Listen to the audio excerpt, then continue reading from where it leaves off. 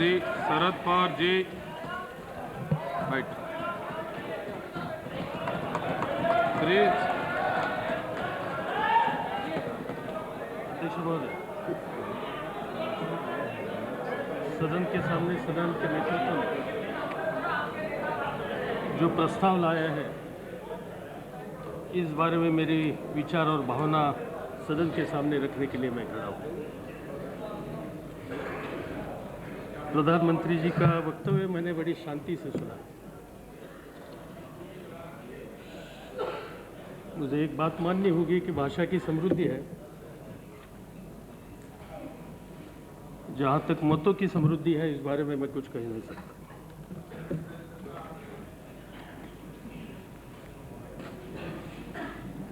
सदन के सामने प्रधानमंत्री जी ने शुरू में ही कहा कि हमारे साथ शुरू में बहुमत नहीं था, कुछ नंबर कम था, और आज विश्वास दिलाया कि आज हम बहुमत में पहुंचे हैं। कैसे पहुंचे, क्यों पहुंचे, इस पर मैं अभी बोलना नहीं चाहता हूं, मगर हमें यह देखना होगा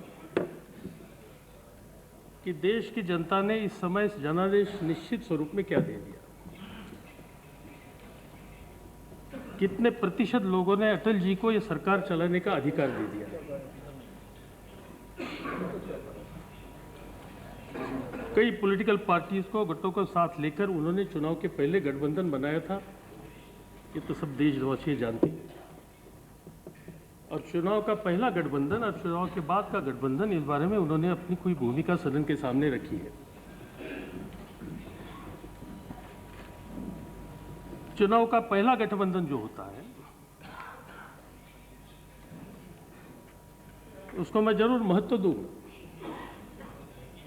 मगर चुनाव का पहला गठबंधन लोगों के सामने जाते समय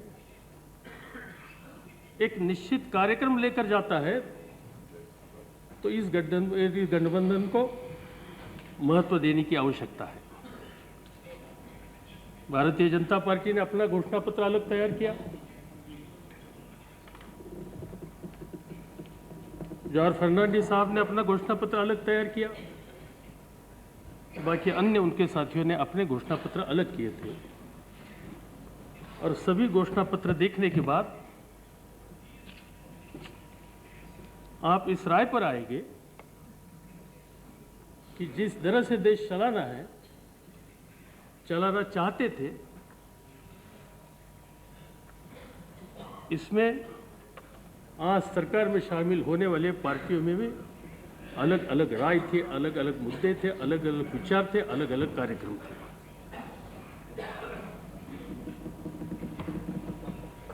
कांग्रेस ने अपना कार्यक्रम लोगों के सामने रखा था, यूनाइटेड फ्रंट ने अपना कार्यक्रम लोगों के सामने रखा था। हमने मिलकर चुनाव नहीं लड़ा।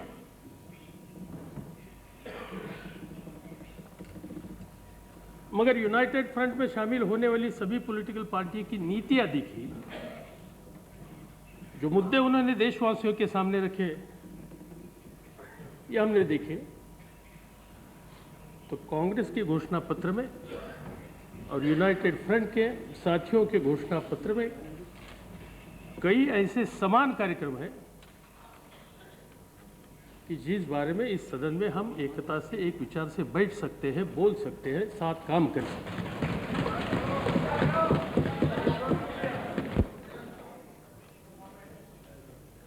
और इसलिए हमें ये देखना होगा कि इस देश की जनता ने किस तरफ से मतदान आज हुकूमत में बैठे हुए लोगों को किया, और इस तरफ मेरे साथ बैठने वाले हमारे सब साथियों के बारे में। जो कुछ आंकड़े मेरे पास आ गए, भारतीय जनता पार्टी और उनके मित्र पक्ष को 37% के आसपास कल के चुनाव में वोट पड़े थे, और कांग्रेस और उनके साथी और यूनाइटेड फ्रंट और इनके साथी, इन सभी को मिलकर 55% से ज़्यादा वोट पड़े थे। इनमें से तेलुगु देशम को जो पड़े थे उसमें तेलुगु देशम को जो पढ़े थे और नेशनल कॉन्फ्रेंस को जो पढ़े थे, वो आंकड़े दूर रखकर मैंने आपके सामने ये फिगर रखी है। और इसलिए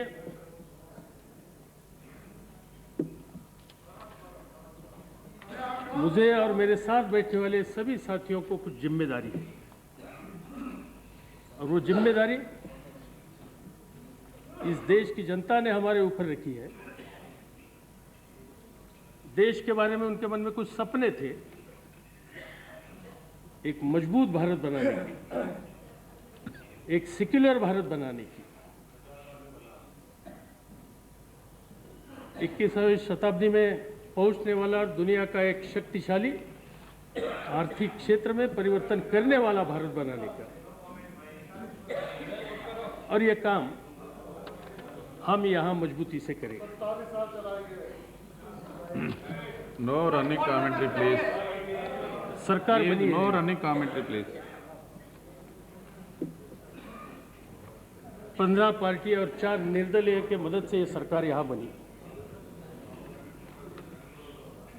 इनको एक लाने के लिए मुझे लगता है कि 12 दिन से ज्यादा दिन लगे थे, और ये सब करने के बाद ही समर्थन देने वाले पक्षों में एक घटक अभी तक सरकार में शामिल हुआ नहीं। उसने बाहर से समर्थन देने का रास्ता पसंद किया। मुझे गुजराल जी का जो प्रस्ताव आया था बहुमत प्रस्थापित करने का, तब का आज के प्रधानमंत्री अटल जी की भाषण की याद आती है। तब उन्होंने कहा था कि बाहर से समर्थन, इससे बड़ी परेशानी पैदा होती है, सरकार चलाना बड़ा मुश्किल होता है। कुछ दिनों के बाद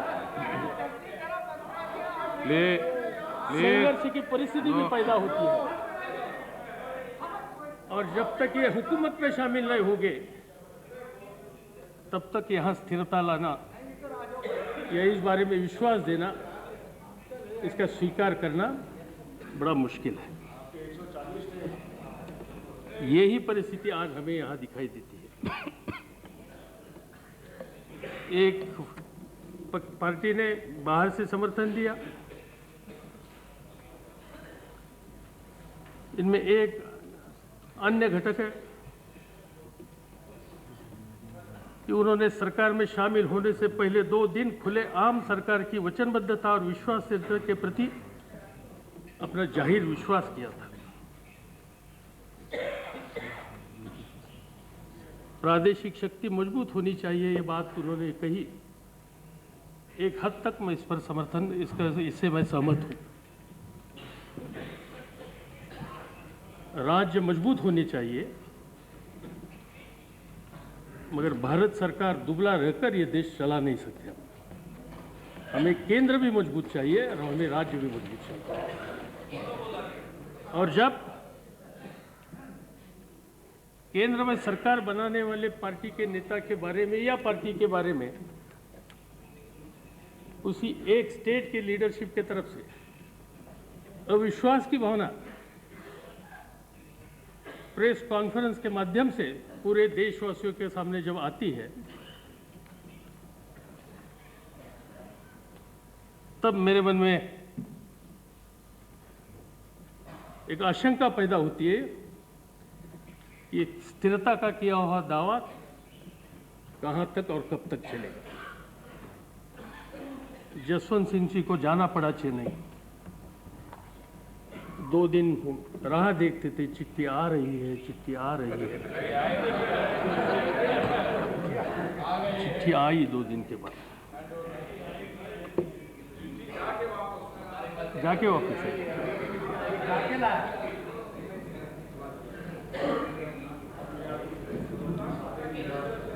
इस सरकार को समर्थन देने वाले एक मान्यवर ऐसे हैं कि उनकी नीति सरकार के बारे में इशू बेस शायद तैयार हो सकती है, और इसलिए जो गठबंधन पूरे देशवासियों को स्थिरता के बारे में विश्वास दिलाना चाहते हैं, ये विश्वास पर आज भरोसा रखने की परिस्थिति है, ऐसे मुझे लगता नहीं है। इस सरकार में सबसे बड़ी पार्टी भारतीय जनता पार्टी है। भारतीय जनता पार्टी ने अपना घोषणा पत्र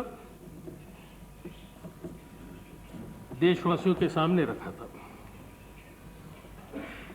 उन्हें जो समर्थन मिला, ये तो मानना होगा कि उनके घोषणा पत्र को यह समर्थन मिला है। लेकिन आज जो कार्यक्रम हमारे सामने आ रहा है, जो नेशनल एजेंडा बना, जो आदरणीय राष्ट्रपति जी का भाषण हम लोगों ने सुना,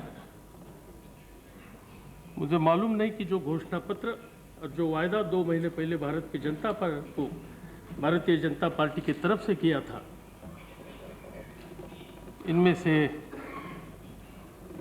कई मुद्दे ठंडे बस्ते में डाल दिया या कोई सीक्रेट एजेंडा उन्होंने अपने सामने रखा है।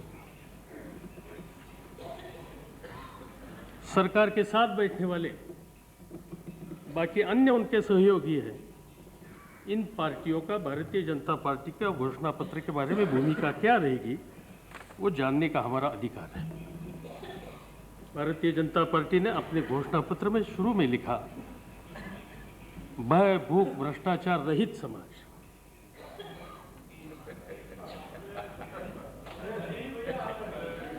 हुकूमत में आ गए इसलिए मैं भूख के बारे में कोई बोलना नहीं चाहता। जहां तक भय की बात है, इस देश में सबसे बड़ा राज्य है उत्तर प्रदेश, और उत्तर प्रदेश के सरकार की जो आज की स्थिति है, और इस सरकार में शामिल होने वाले लोगों के बारे में अखबार में जो आता है, किसी का क्रिमिनल रिकॉर्ड, किसी के खिलाफ कई कोर्टों में आज ही जो केसेस शुरू है, इस बारे में ये सब देखें। मैडम प्लीज,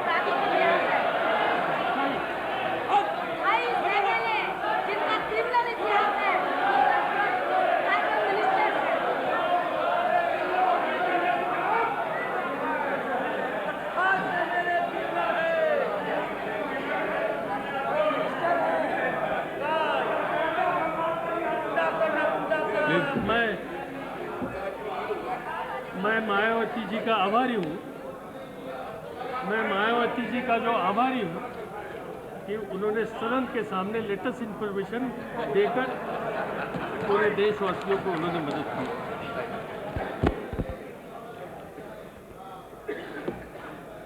तीसरा मुद्दा था कि भ्रष्टाचार मुक्त समाज। भ्रष्टाचार में संग्राम ले लिए। ये कौन सा भ्रष्टाचार मुक्त समाज? हम लोगों ने देखा पूरे देश में एक नेशनल क्राइसिस की परिस्थिति पैदा हुई थी। 13 दिन सदन का कारोबार बिल्कुल ठप हुआ था।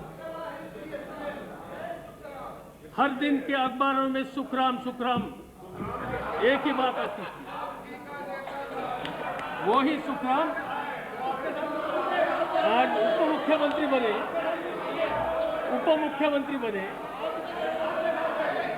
जिन सुखराम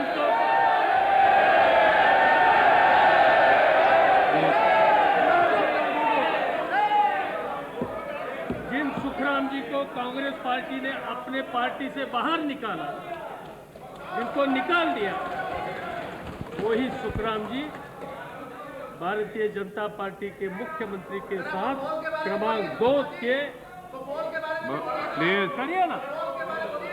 आपके हाथ में हुकूमत है, चाहे वो करिए। शरद जी, बोलने की कोई जरूरत नहीं। बोलने की कोई जरूरत नहीं। आपके हाथ में हुकूमत है, आपके हाथ में रिकॉर्ड है, दिखाइए पार्लियामेंट को। Please Sharad ji, 1 minute. Please, honorable members, please understand that Doordarshan is telecasting nationally and internationally. Minister. Please understand the position.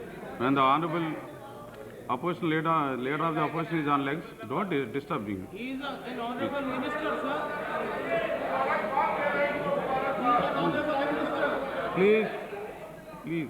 तो जिस मुद्दे पर 13 दिन इस देश की लोकसभा बंद हुई थी, राज्यसभा बंद हुई थी, वही महानुभाव आज भारतीय जनता पार्टी के उस राज्य में क्रमांक 2 के मंत्री के रूप में बैठे हैं और जो जिनके लड़के के बारे में केसेस की थी, उनको आज भारतीय जनता पार्टी ने राज्यसभा में भेजने का प्रबंध किया है और इसलिए ये भ्रष्टाचार रहित समाज, इस बारे में मुझे कुछ ज़्यादा बोलने की जरूरत है। मुझे याद है कि जब अडवाणी जी ने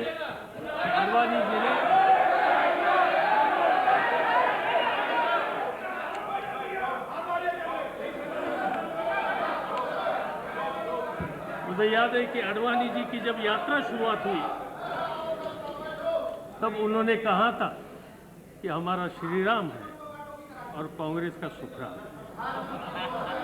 वही कांग्रेस का सुखराम आज भारतीय जनता पार्टी का सुखराम बना, आपको प्यारा बन गया और इसलिए कुछ ज्यादा कहने की जरूरत नहीं। जो यहाँ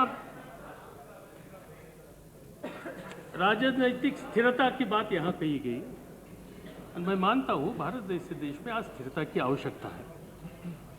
स्थिरता कब पैदा हो सकती है, कब मिल सकती है? समाज में एकता हो तो स्थिरता पैदा हो सकती है। सब वर्गों में विश्वास पैदा करने के लिए कामयाब हो तो समाज में एकता पैदा हो सकती है। मंदिर मस्जिद जैसे मुद्दों ने समाज में एकता पैदा हो नहीं सकती। आज जो कमियां हैं, ये कमियां ये हैं कि इस देश का मूलभूत सिद्धांतों को छोड़कर हम आगे जाने के लिए कदम उठाते हैं, इसलिए कीमत हमें देनी पड़ती है। भारतीय जनता पार्टी और उनका घोषणा पत्र, इस पर भी हमें ध्यान देना पड़ेगा।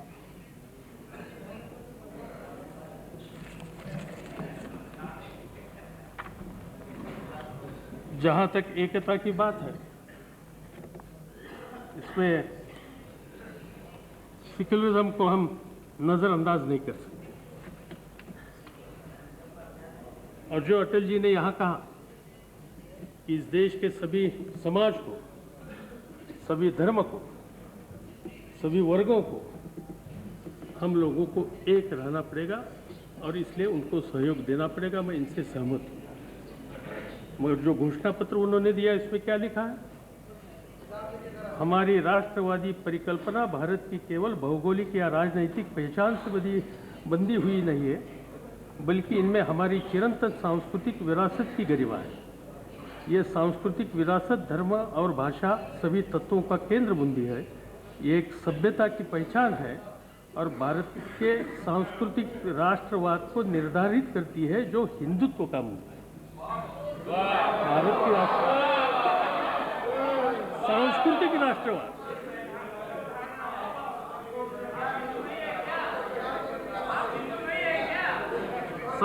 राष्ट्रवाद जिसका मूल हिंदुत्व है, हिंदू राष्ट्रवाद की संकल्पना मानना चाहते हैं।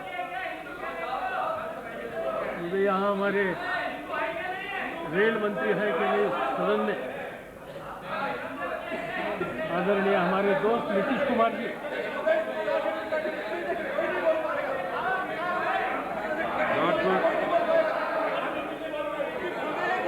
प्लीज दिसंबर don't no cross talk please, no cross talk please. मुझे याद आती है दिसंबर 1992 की इसी सदन में आज सरकार में बैठने वाले हमारे एक मित्र ने एक वक्तव्य किया था। वो आज कैबिनेट मंत्री है। उनका जो वक्तव्य था वो यहाँ मैं आपके सामने रखना चाहता हूँ। जो भारतीय राष्ट्रवाद की जगह हिंदू राष्ट्रवाद लाना चाहते हैं, उन्हें यह सोचना चाहिए कि तब देश को एक रखना कठिन हो जाएगा। ये हमारे साथी नीतीश कुमार जी ने इस सदन में कहा था। और आज मुझे उनको मैं पूछना चाहता हूँ कि ये जो यहाँ हिंदू राष्ट्रवाद की संकल्पना सदन के सामने रखी, घोषणा पत्र में रखी, और ये लोगों के सामने रखकर इनके समर्थन लेकर जो भारतीय जनता पार्टी आई, इनकी विचारधारा से आप सहमत है या नहीं, इसका जवाब उनको देना पड़ेगा। संघर्ष इस देश में हुए मंदिर के विषय को लेकर मुझे बहुत खुशी है कि प्रधानमंत्री जी ने बयान दिया कि अयोध्या मुद्दा पार्टी के लिए कोई अहमियत नहीं रखता। बड़ी अच्छी बात है। उन्होंने कहा कि वो अयोध्या का मुद्दा भारतीय जनता पार्टी के लिए बहुत महत्व का नहीं। आज मैं उनके घोषणा पत्र में कुछ इससे एक पैराग्राफ यहाँ पढ़ना चाहता हूँ। भारतीय जनता पार्टी को निश्चित विश्वास है कि हिंदुत्व में राष्ट्र के नवोदय और सुदृढ़ करने की तथा राष्ट्र निर्माण के कठिन कार्य को संपन्न करने की अपार संभावना है। यह उच्च स्तर की राष्ट्रभक्ति पैदा कर सकता है और निश्चय ही सभी में चेतना पैदा कर सकता है, जिसमें देश में उच्च स्तर की निपुणता आ सकती है और बेहतर प्रदर्शन किया जा सकता है। ऐसे ही संगठनशील विचारों को ध्यान में रखकर भारतीय जनता पार्टी अयोध्या में श्री राम मंदिर निर्माण के राम जन्मभूमि आंदोलन में शामिल हुई। इतिहास के इस सबसे बड़े जन आंदोलन ने भारत की आत्मविस्मृत राजनीति को फिर जागरूक कर दिया और सांस्कृतिक राष्ट्रवाद की नींव को उन्होंने सुदृढ़ किया। दो बातें इसमें, एक तो जो अटल जी ने कहा कि अयोध्या का मुद्दा हमारे सामने नहीं है, उनके घोषणा पत्र में ये मुद्दा उन्होंने रखा है। और दूसरी बात यह है, और सबसे बड़ी दूसरी गंभीर बात यह है कि उन्होंने इसमें लिखा है कि इतिहास के सबसे बड़े जन आंदोलन में भारत की आत्मविस्मृत राजनीति, इस देश में महात्मा गांधी के नेतृत्व पर हुआ आजादी का जंग, इससे भी ये आंदोलन बना था। आप क्या नया इतिहास लिखना चाहते हैं? आगे वाले लोगों के लिए जो स्वतंत्रता का आंदोलन का महत्व कम करने की कोशिश आप इसमें कर सकते हैं। इतिहास बदलना चाहते हैं आप। इससे ये बात साफ हो रही है कि आपने भले अहिमत की बात यहाँ कही, मगर जो आपका छुपा हुआ एजेंडा है, सीक्रेट एजेंडा है, ये एजेंडा आज देशवासियों के मन में एक तरह के भय की परिस्थिति पैदा करता है। पार्टी के जो अध्यक्ष और आज के गृह मंत्री हैं, उनका एक बयान मेरे सामने है। उन्होंने अपने बयान में कहा,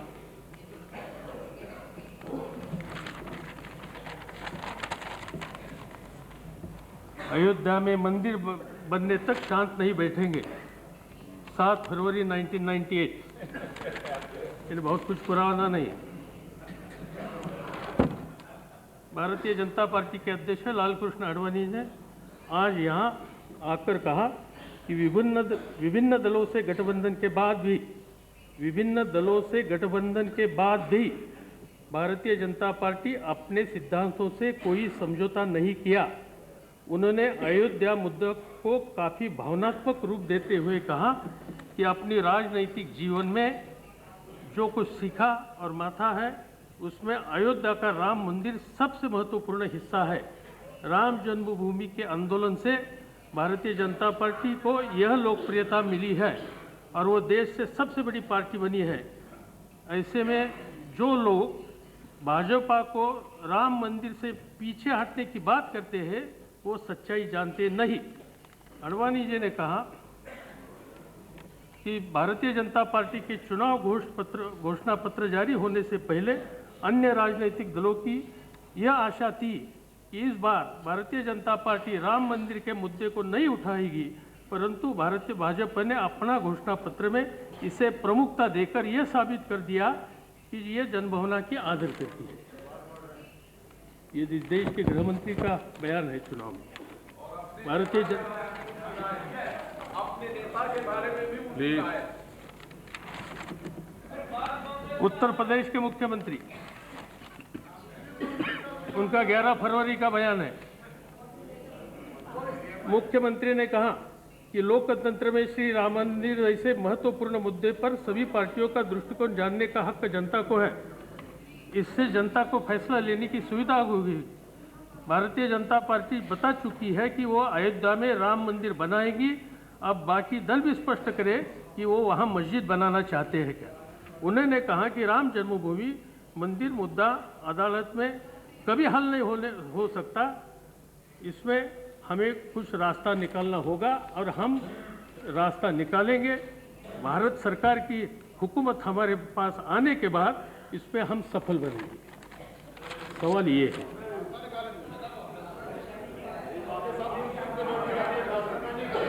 मैं हमारे जो साथी हैं जॉर्ज फर्नांडिस साहब और बाकी सब साथियों को, हमारी बहन ममता जी को ये मैं पूछना चाहता हूँ कि जो अडवाणी जी ने कहा, जो भारतीय जनता पार्टी ने अपने घोषणा पत्र में दिया और जो मुद्दा लेकर वो जनता के पास गई और कई हद तक उस मुद्दे को उनको समर्थन मिला, इसलिए उसमें पूरा करने के लिए उनकी कोशिश रहेगी। क्या नीति रहेगी आप लोगों की? अटल जी को मैं पूछना चाहता हूँ, प्रधानमंत्री जी को पूछना चाहता हूँ। आप कहते हैं कि अयोध्या का मुद्दा हमारा आज की परिस्थिति में महत्व का मुद्दा नहीं। 6 साल पहले इस देश में जो कुछ हुआ मैंने देखा है। मैं जिस शहर से आता हूँ, बम्बई शहर में, कितना बड़े पैमाने पर खून खराबी हुई थी, कितने लोगों की हत्या हो गई, क्या क्या हुआ था, करोड़ों रुपए की प्रॉपर्टीज कैसी जल गई थी, और वो पूरे देश में हुआ। किसने किया? किसने किया?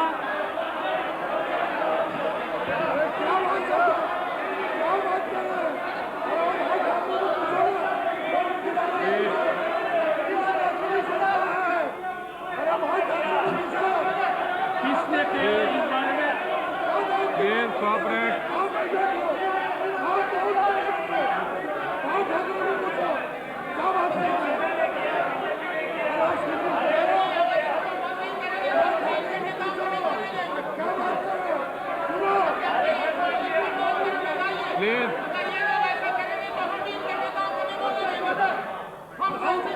Please please.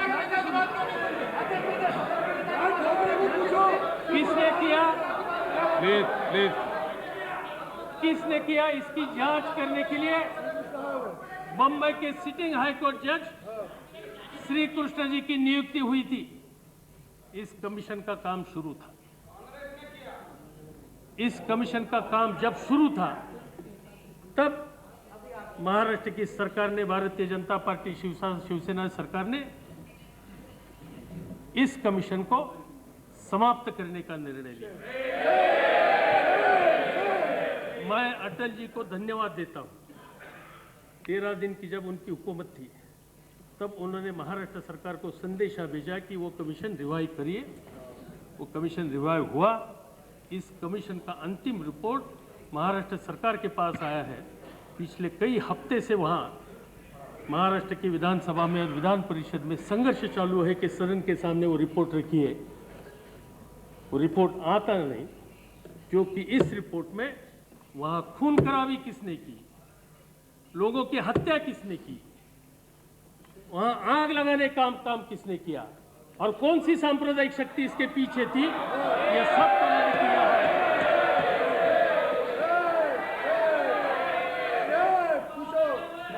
और ये हाईकोर्ट के न्यायाधीश सिटिंग जज का ये निष्कर्ष है और इससे पता लगता है। और आज ये राम मंदिर का मुद्दा महत्व का मुद्दा नहीं होता तो ये 5 साल के पहले इस देश में खून खराबी करने की आवश्यकता क्यों थी? मस्जिद तोड़ने की आवश्यकता क्यों थी? समाज में जहल पैदा करने के लिए कौन जिम्मेदार है? समाज की एकता पर हमला करने की कामगिरी ऐसा नहीं है। प्लीज ऐसा नहीं है। ठीक नहीं है। ठीक नहीं है बात। तब ऐसा तक नहीं है, प्लीज। आपके ऊपर इस नहीं, देश के सभी ऐसा नहीं है, तबकों का प्लीज। विश्वास रहेगा। इस पर प्लीज। हमारे जैसे किसी का भरोसा नहीं। ये मैं मुद्दा प्लीज। खास तौर पर नहीं। आपके सामने रखना चाहता हूँ। हम उनके भाषण नहीं सुनेंगे, सुनना चाहिए।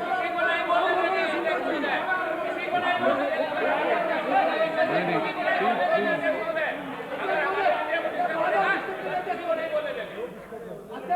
Please, please, please be seated.